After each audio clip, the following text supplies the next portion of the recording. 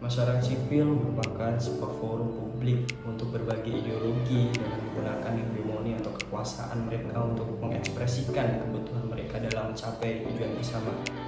Selain itu, masyarakat sipil juga memiliki arti ruang yang menghubungkan antara negara dengan masyarakat. Di Indonesia, istilah masyarakat sipil dikenal sebagai masyarakat madani.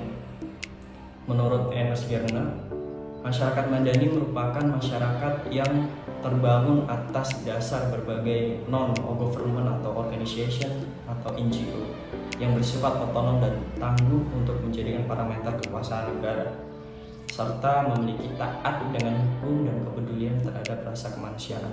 Masyarakat sipil atau masyarakat madani sudah dikenal sejak abad ke-18 dalam tradisi Eropa.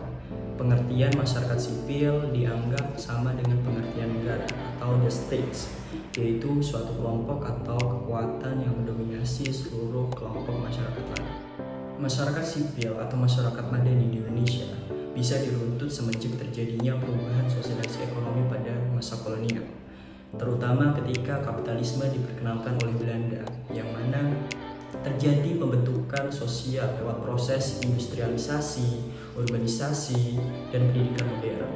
Hal ini menjadikan kesadaran baru di kalangan kaum elit pribumi yang kemudian mendorong terbentuknya organisasi sosial modern atau disebut dengan non-government organization atau NGO di awal abad 20. Perkembangan masyarakat sipil di Orde Lama dapat diketahui pada masa rezim demokrasi terpimpin.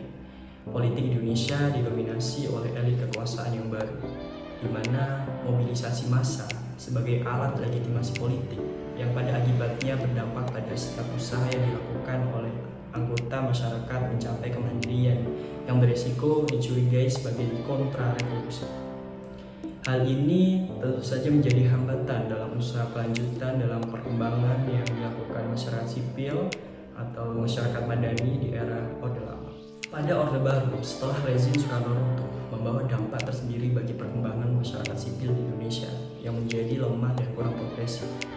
Hal ini dikarenakan Soeharto lebih mempertahankan kekuasaan, yang artinya ketika kebebasan berpartisipasi dalam politik sebagai salah satu hak utama warga negara, namun mampu dipersempit oleh penguasa, di mana negara lebih mendominasi daripada masyarakat. Hal ini mengakibatkan bosotnya kemandirian dan partisipasi politik masyarakat. Hegemoni politik pada masa Orde Baru tidak bisa didapatkan oleh masyarakat karena penetrasi negara yang kuat lewat jaringan birokrasi dan aparat keamanan yang telah mengakibatkan semakin menyempitnya ruang kebebasan yang dulu pernah ada, dan warisan rezim otoriter menjadi penghambat perkembangannya masyarakat sipil di Indonesia.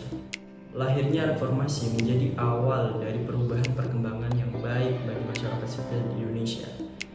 Artinya, ada perubahan kehidupan di bidang politik, ekonomi, hukum, sosial, dan budaya yang lebih baik. Hal ini dikarenakan terdapat adanya perluasan jaminan pemenuhan hak asasi setiap masyarakat negara yang mengarah pada kemandirian setiap masyarakat negara Indonesia.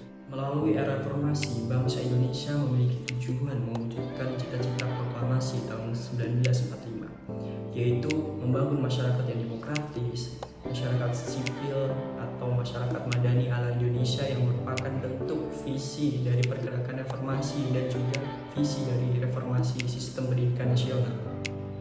Dalam perkembangannya, saat ini masyarakat sipil di Indonesia memiliki hambatan, antara lain yang pertama, LSM dan partai politik muncul bagaikan jamur yang tumbuh di musim hujan. Yang kedua, pers berkembang pesat dan semakin canggih. Yang ketiga, kaum cendekiawan semakin banyak tetapi cenderung berorientasi pada kekuasaan. Yang terakhir, kurangnya optimisme dalam bersaing dan senantiasa merendahkan diri.